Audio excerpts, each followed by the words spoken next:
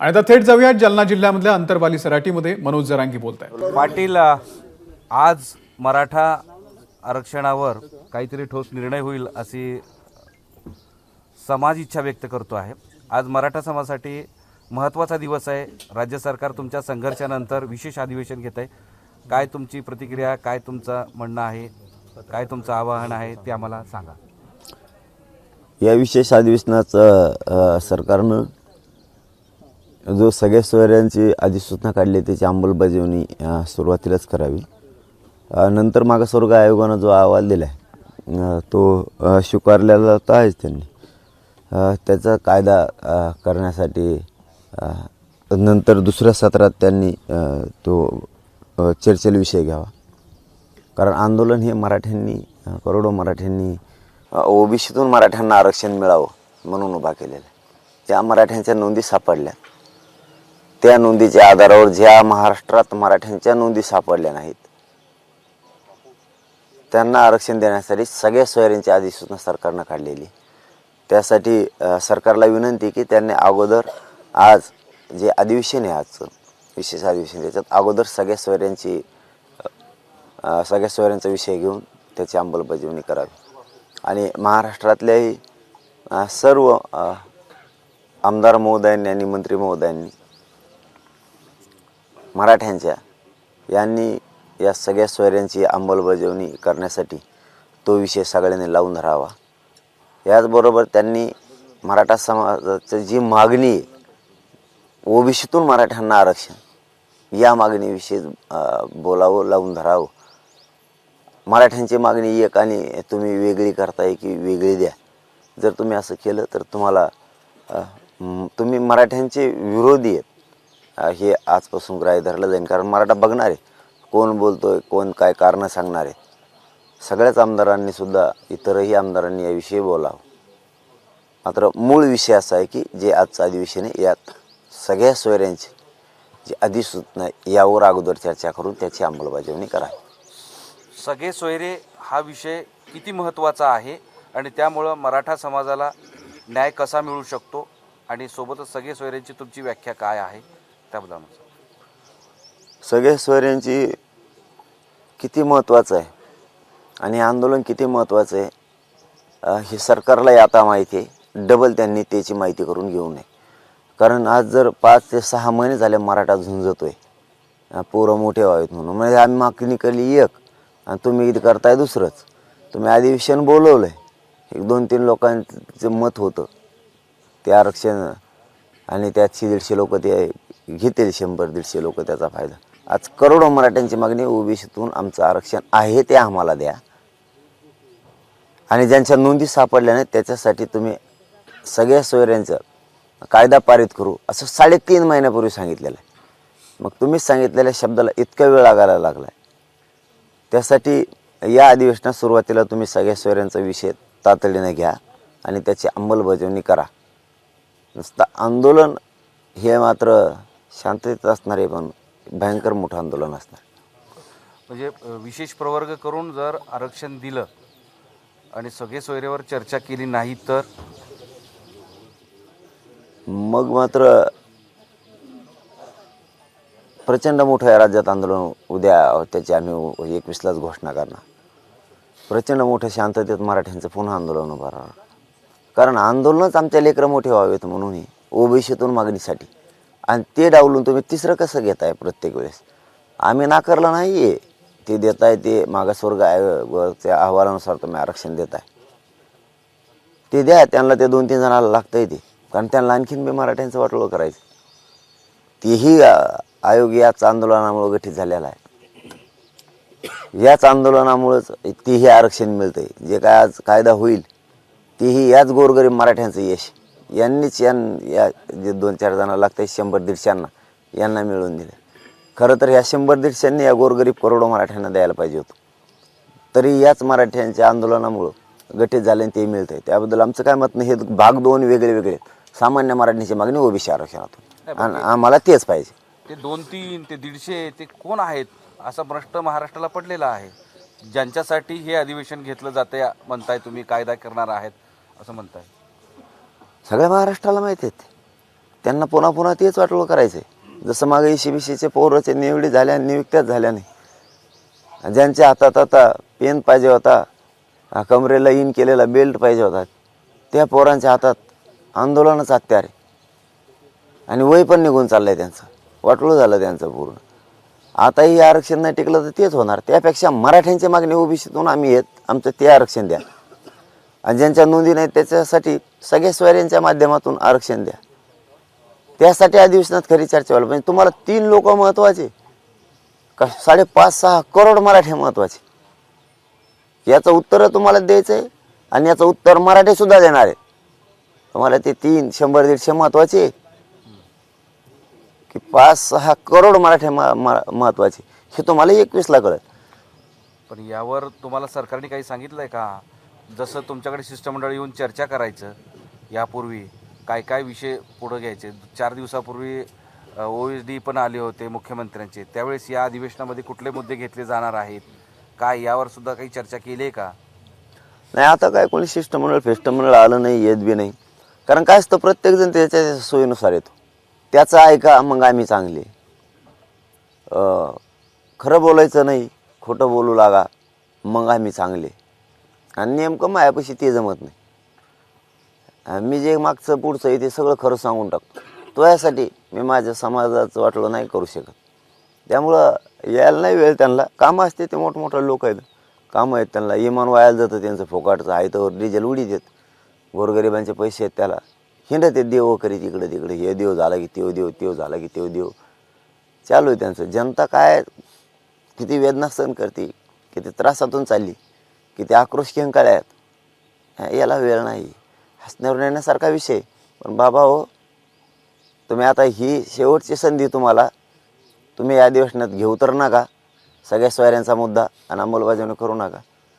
पाश्चाताप नावाचे जे शब्द मागं पडला ना, ती शब्दाला पुन्हा कशी झळाळी मिळते बघा. तुम्हाला असा पाश्चाताप शब्दाची व्याख्या करावं लागत की दिलं असतं तर बरं झालं असतं. लय पश्चाताप आला, आता व्याख्याच बदलावी लागणार.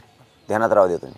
तुम्हाला का असं वाटतं की राज्य सरकार आज जर नवा विशेष प्रवर्ग करून कायदा करून नव्यानं आरक्षण दिलं तर त्यामुळं मराठ्यांना न्याय मिळणार नाही म्हणून? त्यातून काय न्याय मिळणार आहे? ती मागणीच नाही मराठीची, ती 2-3 जणांची. श्रीमंताचं ऐकलं जातं ताबडतोब, म्हणून लगेच अधिवेशन. आणि 6 महिने झाले आम्ही झुंज मारतो आमचा मराठा समाज. नाही, पण प्रश्न असा आहे की का असं वाटतं तुम्हाला की न्याय मिळणार नाही म्हणून? कसं मिळेल? मागचं काय झालं ते जरा आरक्षण मिळालं, पोरं ते आरक्षण घेऊन शिकले, निवडी झाल्या.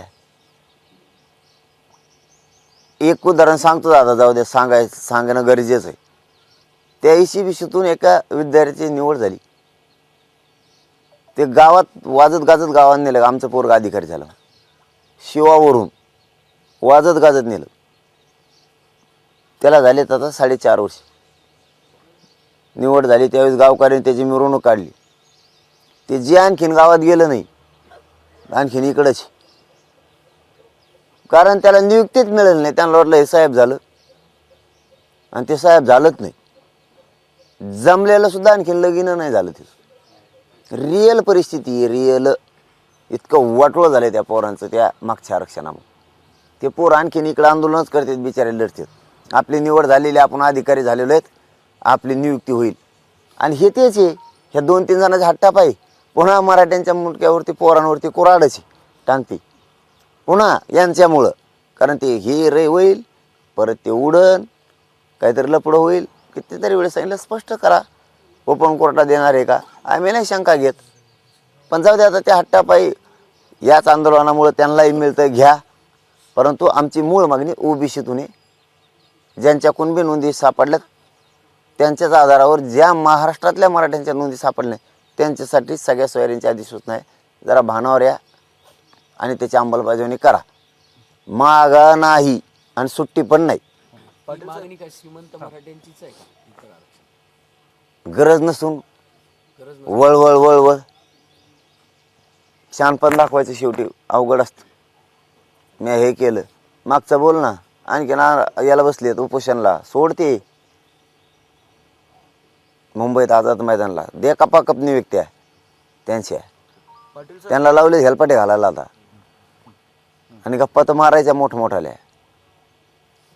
अरे मराठी आम्हीच आहेत, कुणबी आम्हीच आहेत, शेतकरी आम्हीच आहेत, दोन्ही आम्हीच आहेत. ओबीसीतूनच आरक्षण पाहिजे आम्हाला. पाटील साहेब, ओबीसी मधून आरक्षणाची किंवा सगळे सोयरे ही तुमची मुख्य मागणी आहे. जी कार्यक्रम पत्रिका जाहीर होत असते विधानसभेकडून, त्यामध्ये कुठे सुद्धा सगळे सोयरे किंवा ओबीसीतून आरक्षण असा उल्लेखच नाही आहे. त्यात उल्लेख असा आहे की मराठा आरक्षणाबाबतचे विधेयक आणि मराठा समाजाच्या विविध मागण्यांवर चर्चा. मग सगळे सोयरे हा शब्द सुद्धा लिहिलेला नाही आहे त्या कार्यक्रम पत्रिकेत. मराठा समाजाला याच प्रेसच्या माध्यमातून सांगतो, सरकारला सुद्धा, तुम्ही जे मराठा समाजाच्या विविध मागण्यांवर चर्चा असं खाली लिहिलंय, तिथंच फक्त आशय आहे, तुम्ही सगळे सोयरे लिहिले नसलं. आशय म्हणतोय आम्ही की तुम्ही तो विषय घेऊन अंमलबजावणी करता. मराठा समाजाच्या विविध मागण्या म्हणजे सगळे सोयरे सुद्धा त्याच्यात येऊ शकतो. मराठा समाजाची मागणी ती, मग विविध समाजाच्या मागण्या म्हणजे याला फोडून पक्षात आणणे, याला नाही म्हणत. विविध मागण्या म्हणजे ते असतं, कोणाची गरज नसताना केस मागं घेणे, त्याला मराठा समाजाच्या विविध मागण्या नाही म्हणत. कोणावर किती गबाळाचं काय काय फॉल्ट काय केलेलं यांनी, याला विविध मागण्या नाही म्हणत. त्याच्यासाठी विविध नाही आहे. मग विविध मागण्या म्हणजे काय विषय घेणार आहेत तेच आम्हाला बघायचं आहे. का कोण कोण तुमच्यात आणलेत आणि कोणाकोणाच्या न होणाऱ्या केसेस तुम्ही मागं घेतल्यात, त्याचा अर्थ विविध आहे का काय आम्हाला आज काढायचा आहे. आता मराठ्यांच्या विविध मागण्या म्हणजे नेमकं काय.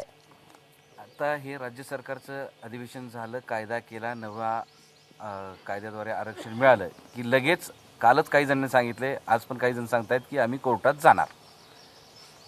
नाही, त्यांना मग कामच आहे ना ते पहिल्यापासून. त्यांच्या तर अपेक्षाच आम्ही कधीच केलेलं नाही की हे चांगलं करू लागणार मराठ्यांच्या पोराचं. ते तर जाणारच आहेत, त्याबद्दल धुमतच नाही. पण सरकारनेच असं का करावं, इथं एक लय मोठा फॉल्ट आहे बघा. कालपासून असं चलबिचल झालंय की किती मोठा फॉल्ट आहे. करोडो समाज म्हणतोय ओबीसीतून आरक्षण द्या, सगळ्या सोयऱ्याची अधिसूचना तुम्ही काढली, तिची अंमलबजावणी करा, हे अधिवेशन घेणार आणि तो कायदा बनवणार जे 150 लोकांना लागतंय त्यांच्यासाठी. म्हणजे किती महत्वाचं वाटतंय त्यांना ते 2-3 लोक. आणि त्याचं एकट्याचं ऐकून, हे येवलेचं येडपट हे त्याचं ऐकून मराठ्यांची दिशा इकडे वळायची तिसरीकडे, म्हणजे त्याची लय गरज आहे. आणि आमच्या 2-3ची लय गरज आहे. आणि करोडो मराठ्यांनी तुमच्यावर आयुष्यभर तुमच्या आज्यापासून तुमच्यावर गुलाल फेकलाय, त्याचं काय रे, त्याचं काय. आज आमच्या लेकरांना ओबीसीतून आरक्षण पाहिजे, सगळ्या सोयऱ्याच्या माध्यमातून अधिसूचना तुम्ही काढता. पिढ्यांना पार तुमची राजकीय प्रतिष्ठा माझ्या मराठ्यांनी गोरगरिबाने वाढवली आणि आज आमच्या पोरं मोठे होणार आहेत, त्यांची प्रतिष्ठा वाढणार आहे. तर आम्ही एक सांगतोय तुम्ही तिसरंच करताय, आम्ही एक सांगतोय तुम्ही तिसरंच करताय. 5-6 महिने झाले तुम्ही डोक्यातून विसरून गेलाय खटका एक. राजकीय सुप्रसाप करून टाकतील मराठी सगळे तुमच्या करिअरच्या आयुष्याची. आजच्या अधिवेशनाच्या माध्यमातून तुम्ही आंदोलक आणि मराठा समाज यामध्ये दरी निर्माण करण्याचा प्रयत्न सरकार करू पाहतंय का? कारण एका अर्थानं आम्ही मराठ्याला न्याय देतोय असं सरकार म्हणेल आणि तुम्ही आंदोलन करत आहात, असा एक विषय महाराष्ट्रासमोर आणण्याचा प्रयत्न सरकारच्या वतीनं किंवा काही लोकांच्या वतीनं सुरू आहे असं तुम्हाला वाटतं? हे कोणचा न्याय आहे? आम्ही मागणी करतोय कोण कोण न्याय देतो?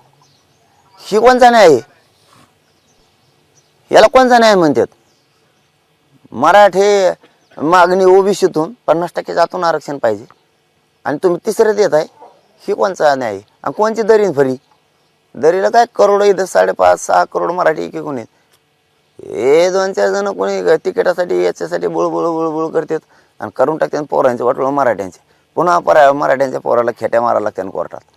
यांना काय होतंय घरात बसून बोलायला? बाबा दिशाभूल तर होणार नाही ना? दिशाभूल करण्याचा प्रयत्न ते सरकारच्या वतीनं सुरू आहे नाही ना? आता याला तर दिशाभूल नाही, महादिशाभूल म्हणतात. ही दिशाभूल आहे का? मागणी ओबीसी आरक्षणातून अधिसूचना काढली सगळ्या सोयऱ्यांची, तिची अंमलबजावणी करायची. तर अमकच केलं जाणार आहे आणि तमकच केलं जाणार आहे. तेच वाचत राहिलं आणि हेच काय वाचत राहिलं? हरकती वाचायला काय तुम्ही अहवाल मागासवर्ग आयोगाचा इतक्या पटक्यास आणलाय? कपा रात्रीत भिडीले हे सगळे, ते एका रात्रीत वाचून काढते सगळे हरकती. इतका तर माल आहे तुमचं माणसाचा तिथं कर्मचारी. हे माल वापरणार एखाद बार रातभर. यांना सगळ्याला जागं ठेवा, वाच म्हणा सगळ्या हरकती. सकाळच्याला झाली अधिसूचनेची अंमलबजावणी. आमच्या विरोधात बोला ठेवला का तेव्हा माल पगार घ्यायला नुसता भेटान जरा एखाद्या रातभर. सगळ्या सोयऱ्याचा अध्यादेश काढला आहे, मुख्यमंत्र्यांनी शपथही घेतली. आता वेगळं आरक्षण देत आहे, कुठेतरी मुख्यमंत्री त्यांची शपथ पूर्ण करण्यासाठी करत आहे. अहो तिचं चिस्त झालं पाहिजे ना. पण समाज काय म्हणतोय, आपण काय करताय, आपण आपल्या शपथेला खरे भरताल. हे खरंही असू शकतं, मला माहीत नाही. पण समाजाची दिशा काय, समाजाची मागणी काय, तळमळ काय, लोक काय म्हणते, तुम्ही काय करताय. लोकांची मागणी ओबीसी आरक्षणातून आहे आणि त्यांचा हक्काच आहे ते. ज्या मराठ्यांच्या नोंदी नाहीत त्यांसाठी सगळ्या सोयराची अधिसूचना तुम्हीच आणायचं ठरवलं. लोकांची मागणी ही काय उपयोग होणार आहे. तुम्ही त्या फटाक्याचा आवाज ऐकून काय उपयोग होणार आहे. 3 जण खुश होऊन इकडं करोडो नाराजी पसरणार. काय असतं, सरकार कोणचंही असो, दिल्याच्या नंतर जनता खुश झाली पाहिजे. तुम्ही दिल्यावर जनता नाराज होती कशी याचं आत्मपरीक्षण करायचं आहे नेमकं तुम्हाला कोणत्या दिवशी. शेचं कधी तुम्हाला मुळाशी जायचं नाही का. दिल्यावर तो खुश व्हायला पाहिजे, नाही दिल्यावर लोक नाराज कसं काय व्हायला लागले. कारण तुमची चूक सांगतो तुम्हाला सरकारला. तुम्ही काय करताय, देताय, तुम्हाला वाटतं आम्ही जनतेला दिलं, जनता आता खुश होईल, उड्या मारत, आणि मारत नाही. तुमच्यावर नाराजी पसरत चालली प्रचंड. तुम्हाला दिसाय ना ती इतकी सुप्त लाट आहे, डेंजर ती सरकारविषयी नाराजीची. खूप मोठी खतखत आतून. तुम्ही देताय पण अंमलबजावणी करीत नाहीत. तुम्ही JR काढता त्याची अंमलबजावणी करत नाही. तुम्ही मग एकदा असं केलं होतं, तुम्हाला आठवण करून देतोय. ओडी काळाच्या दिवशी ओबीसीच्या सगळ्या सवलती तुम्ही लागू केल्या होत्या. तुम्ही त्याची शेवटपर्यंत अंमलबजावणी नाही केली. खालपर्यंत त्याचे तुम्ही शासन निर्णयच पाठवला नाही, अंमलबजावणी तातडीनं करा म्हणून. त्यामुळे त्याचा काही उपयोग झाला नाही. तीच परिस्थिती ही आता येईल. तुम्ही जरी अधिसूचना काढली, तुम्हाला वाटत असेल लोक खुश आहेत, त्याची अंमलबजावणी केली त्या अधिसूचनेची तरच लोक खुश आहेत. त्याच विषयावर आहे की तुम्हाला काय असं वाटत नाही की विश्वास का नाही मुख्यमंत्र्यांवर. त्यांनी शपथ घेतली, तुम्हाला स्वतःहून हातात ते अध्यादेश दिला आणि ते पुढच्या काळात आज नाही तर येणाऱ्या अधिवेशनामध्ये या 8-10 दिवसामध्ये ही सगळी शासकीय प्रक्रिया पूर्ण करून तो कायदा करतील असं का वाटत नाही. आणि त्याच्यासाठी तुम्ही त्यांच्याशी का सुसंवाद साधत नाही.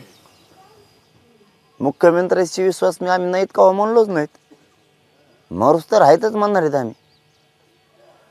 आजही ये, उद्या ये, परवाही राहील.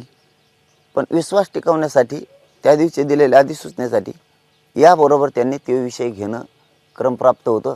त्यांची ती जबाबदारी होती. कारण गुलाल त्यांनी फेकलाय. म्हणून आज सकाळ सकाळ पुन्हा सांगतो की विश्वास संपादन करायचा असला तर जनता महत्त्वाची. जिथं जनताच नाही त्यांना देऊन कोणचा विश्वास संपादन तुम्ही करायला लागला. जर समाजाची नाराजी तुम्हाला ओढून घ्यायची नसली, सगळ्या सोयऱ्यांची अंमलबजावणी तुम्हाला करावी लागणार. त्याशिवाय गत्यंतर नाही.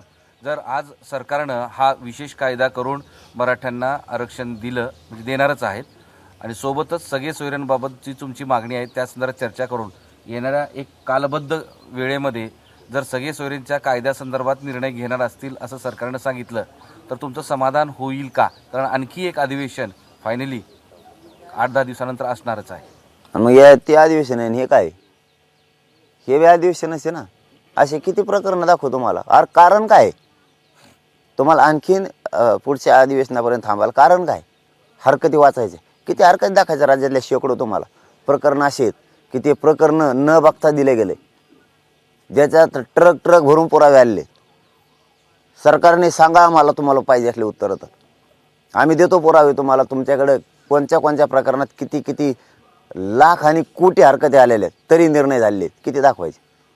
हे तर ज्वलंत आंदोलन, जिवंत आंदोलन आहे. आणखी नाही 5.5 महिने झाले लढते. काय वाचिता काय बहाणा सांगावा आणि का नाही. मराठा समाज हा या राज्यातला बलाढ्य समाज आहे, प्रचंड मोठा आहे. तुम्हाला परवडणारे नाही आहे. ही नाराजीची लाट तुम्हाला परवडणारी नाही. ह्या लाटेत कोणाचं कुंकड तांगेसुद्धा दिसणार नाहीत, इतक्या लांब उडून जाते. समजून घ्या. ही काय धमकी नाही, इशारा फाशारा नाही, काय नाही. आणखीनही सावध करतो आम्ही मुख्यमंत्री शिंदे साहेबांना आणि फडणवीस साहेबांना. अंमलबजावणी तुम्ही तातडीनं आज विषय सुरुवातीला तो घ्या. ही माझी तुम्हाला नम्रपूर्वक विनंती. नसता उद्या मात्र आंदोलनाची आम्ही घोषणा करणार आहे. तुम्ही म्हणताय सरकारला संपर्क केला की यांना कुठून संपर्क करता. ते गडबडीत असतात, मोठमोठे कामं असतात, बारकोले लोकांकडे देण द्यायला त्यांना टाईम नाही. खूप गडबडीत, कारण विमान वायाला जातं, आणखी गोष्टी वाया जाते त्यांच्या आमच्याकडे गोरगरिबाकडे वेळ दिला तर ते सगळं जाम झाल्यावर कळण यांना काय असतं ते. मागच्या वेळेस जे आरक्षण दिलं होतं ते टिकलं नाही, कारण त्याच्यासाठी जी प्रोसेस असते ती केली नाही. यावेळेस त्यांनी त्यांचं असं म्हणणं आहे की मागासवर्ग आयोग नेमला, आम्ही सगळं मराठा समाज कसा मागास आहे याच्याबाबतची सगळी छाननी केली, चौकशी केली आणि रीतसर कायद्याप्रमाणे आम्ही सर्वे केले आणि त्याच्यामुळे पुढच्या काळामध्ये हे जे आत्ता 10% आरक्षण बोललं जाते ते टिकू शकतं आणि त्याच्यावरच म्हणून त्यांनी विश्वास ठेवावा. तुम्ही कायद्याच्या चौकटीवरून सगळा अभ्यास करून प्रक्रिया करून दिलं हे खरं आहे, पण प्रथम सुरुवात नाही आहे ना. ती सुरुवात असल्यावर मग ते आशावाद असतो. हे मॅटर्स न्यायालयात आणि न्यायालयाने त्रुटी भरायच्या सांगितलेल्या आहेत. त्रुटी भरल्यात आता, पण रिव्ह्यू फेटाळलेला आहे. क्युरिटी पिटिशन ओपन कोर्टात देणार आहे का? लोक काय नुसते डोके घेऊन नाही हिंडत शरीरावर, सगळ्याला ज्ञान आहे. हो, कशाने काय होणार आहे ते जर ते जर नाही टिकलं आणि ओपन कोर्टात क्युरिटी पिटिशनची हिअरिंग होईल हे सुद्धा सांगायला सरकार तयार, मग टिकल. पण ते ओपन कोर्टात जाणारच नसेल. वाजला कार्यक्रम मराठ्यांचा पुन्हा. याचा कायदा झाला तरी तो टिकणार नाही पुढे. कायदा ही प्रथम सुरुवात नाही आहे, म्हणजे नवीन सुरुवात एखाद्या मागणीची ते दिलं आहे. हे मागचंच भिजत घोंगड आहे. त्याला फक्त ठेगळं देणं चालू आहे सध्या. एखादी गोधडी फाटलेली बघितलेली तुम्ही कवा, त्याच्यातून झोपलं की टंगडं बाहेर निघत, त्याला ठेगळं द्यावं लागतं. ठेगळं देणं चालू आहे. ही फ्रेश माल नाही विकत आणलेला. ते यांनी सांगितलं की हे सुरू करते शिवायला, मान्य न्यायालयाने सांगितलं हे शिवायला सुरू करते. त्यापेक्षा इथं मराठ्यांच्या ओबीसीत नोंदी सापडल्या, करोडो मराठ्यांची मागणी ती आहे. सापडलेल्या आहेत म्हणल्यावर टेन्शन एक सरकारला. याला सरकार हसत खेळत देऊन टाकीन आणि सगळे समाज त्यांना डोक्यावर घेऊन कसं नाचन हे स्वप्न बघन. कसलं सरकार असू दे, ते पण त्या नोंदी सापडल्यांदा देऊन टाका फटाफट. त्यांच्या सगळ्या सोयऱ्यांच्या आधी सूचना आली त्याची अंमलबजावणी करून घ्या, ही संधी आली चांगली असं म्हणू शकतं सरकार. एखादं समाज डोक्यावर घेऊन नाचन आपल्या. तुम्ही त्याचं ऐका तर ते एकट्याचं, आम्हाला आमचं आमकं होईन, आमचं ती विरोधात गेल्यावर तमकं होईन, ती विरोधात गेल्यावर आमचं काय राहिलं, ती विरोधात गेल्यावर आमचं काय होईल. मगन तुमच्या ह्या गप्पा चालतात. ती विरोधात येणार मराठा गेल्यावर मग काय खाली राहील, मग बुक कालवून हिट सगळ्या दुनियात. पाटील, समजा आपल्या मनासारखं नाही झालं, पुढचं आंदोलन आंतरवालीतच होणार आहे का, उपोषणाचं आंदोलन असणार आहे का? नाही ते उद्या बघू ना. उद्या आता त्यांना बी पश्चातापाची व्याख्या करायची, त्यांना जाम पुन्हा बघायचा म्हणल्यावर आम्हाला वेगळा विचार करायला लागणार आहे. आता बघूयात ना, आता उद्या त्याला ठरवू. पण आज त्यांनी फक्त आधी सूचना घेऊन उद्या आंदोलन डिक्लेअर झालंच म्हणून समजायचं. राज्यात आंदोलनाची पुढची दिशा ठरवलीच आम्ही लगेच. ते तर देणं घेणं नाही ना दादा त्यांना. उपोषण आज त्यांना तेच देणं घेणं नाही. राज्यातला एक नागरिक उपोषण करून मरो, आत्महत्या करतायत लोक, ते काही हो. आमच्या शेकडो बांधवांची आत्महत्या झाल्यात. किती पोरं बर्बाद होत, लाखानं पोरं सुशिक्षित झाले तरी चालन, पण मी महाच तोरा गाजविणार. असे जर सत्ताधाऱ्यांची एक रग असन अंगात, मगरुरी असेल, तर शेवटी मराठा आहे. उतरायला सुद्धा वेळ नाही लागणार. तुम्ही बघा आता आंदोलन, आता आमचा नाविलाज, आता आमची भातं टेकले जातात. आज उपोषण सुटेल. कशामुळं? काय संबंध आहे उपोषण सुटायचं? उपोषण सुटायचा संबंध काय? म्हणजे आंदोलन वेगळ्या पद्धतीने केलं जाईल. नाही, आंदोलन नाही. आज सरकार निर्णय घेईल काहीतरी आणि त्यावर अंमलबजावणी केल्यावर मग तर लय लवकर. आमचं काय राहिलंय? आम्हाला अंमलबजावणी पाहिजे. हैदराबादचं गॅजेट घ्यायचं आहे, केसेस मागे घ्यायचं तर राहिलेच काय? ते म्हणते ते चुटकीचं खेळी, म्हणजे आमच्या हुकूतून ठेवलंय. बोलत येत बी असे कलाकार ना, इथं येतात मायापाशी गप्पा आणतात, शेंगा आणतात व्यासपीठावर बसून. केस काही नाही हो पाटील, चुटकीची शेती आमचा. अरे म्हणलं मग कर ना, असे गप्पा आणते तिथं येऊन. गॅजेट ते तर घेतलं जमा हो, ते साधं सचिव घेऊ शकतो आमचा समितीतला, आणि सचिव तुमचे दलाचे. मग घेतो का वा? झाले ना 5 महिने. आपण याच्यावर बोलू, ते चुटकेची याच्यावर बोलू. बरं त्याच्यावर बोल म्हणलं, मग सगळ्या सोयऱ्यांचंच करू आपण. म्हणलं सगळ्या सोयऱ्याच कर बा. मग 4 जेजच आणले. काही प्रत्येकाचे 3 आहेत ना ते वाटतात. हा 3 आहेत. हा बोटंसुद्धा कमी पडायची वेळ आली बा एकत्र येऊ यांच्या. 3 2 मंत्री पाठिले. भलं गबाळ जमलं इथं. म्हणले आता आपण काय करू, सगळ्या सोयरा घेऊ आणि ज्यांची नोंद सापडली नाही त्यांना त्यामार्फत देऊ. हे झालं की ते चुटकीचं खेळ आहे आमचा. तो चुटकी व्हाय ना चटकी व्हाय ना, तू खातो काय, तू करतो काय, आमचा कमवून तू बेजारी चाललेली. गोरगरीब मराठ्यांचा काय वेदना तुम्ही आणायला लागलात, कमवून नाही केलं. त्याच्यामुळं आता एका फटक्यात सगळेच काम पुरे, सगळे सोयरा बी केशी बी सगळे जाम काय असतो, पश्चाताप काय असतो बघा. आता जाऊ द्या, यांना बघायचंच ना, बघा आता तुम्ही. ते सगळे सोयरे संदर्भातला घटनेत काय तरतूद आहे, हा शब्द कुठून आला, हिंदू कोड बिलचा काय तुम्ही अभ्यास केलेला दिसतंय, तर ते काय नाही हो, आपण अभ्यास नाही करी. हां आपण खरं सांगतो, खरं ते म्हणले सर सगळचं जमायचं नाही, अवघड किस्सा आहे, लय व्याकार आहे, आमचं आमकं व्हायचं, आमचं तमकं व्हायचं. म्हणलं तो यासाठी आम्ही काय करू, घे काही पर्याय शब्द द्या, मग 4 द्या म्हणले तर 4 दिले. आणि जजनी घेतलेत, माननीय जज साहेबांनी घेतलेत, मंत्री महोदय साहेबांनी घेतलेत, जे कायदा चालवतात, ज्या कायद्याच्या चौकटीचा अभ्यास केलेला आहे ते मंत्री महोदय होते. सचिव आणले संघ, काही मेळ नाही जुळला तर त्यांनी, काही IAS दर्जाचे अधिकारी आणले. आणि मी आम्ही सांगितलं गणगोतातला मराठा समाज म्हणजे मराठा समाजात पिढ्याना पार जिथे जिथे परंपरेनुसार राज्याअंतर्गत गणगोतातील लग्नाच्या सोयरीकी जुळतात ते सगळे सोयरे, ज्याची नोंद मिळाली त्याच्या नोंदीच्या आधारावर ह्या सगळ्या सोयऱ्यांना द्यायचं. व्याख्या सकट देऊन टाकलं, जसं आम्ही रोजचं लग्न जुळतो तसं. अभ्यासाचं कायद्याचा शब्द नाही याच्यात, काय नाही. आमचा अभ्यास आहे माझा गोरगरीब मराठ्यांचा हक्काचं आरक्षण आहे, त्याचं वाटोळं व्हायला लागलं आहे, त्याला आरक्षण ओबीसीतून द्यायचं, ही आमचा अभ्यास आहे. आणि बाकीचा अभ्यास सरकारनं करायचा. आणि तुम्हाला काय बसले मग आम्ही तिथं कायद्यात चौकटीत बसायचं काम तुमचं आहे, आमचं नाही.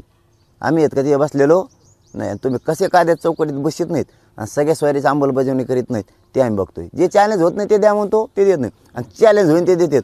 आणि आम्ही आमकं केलं आणि तमकं केलं. आणि तुम्ही तुमच्याच घ्या टकोरावर आता लाल टाकून.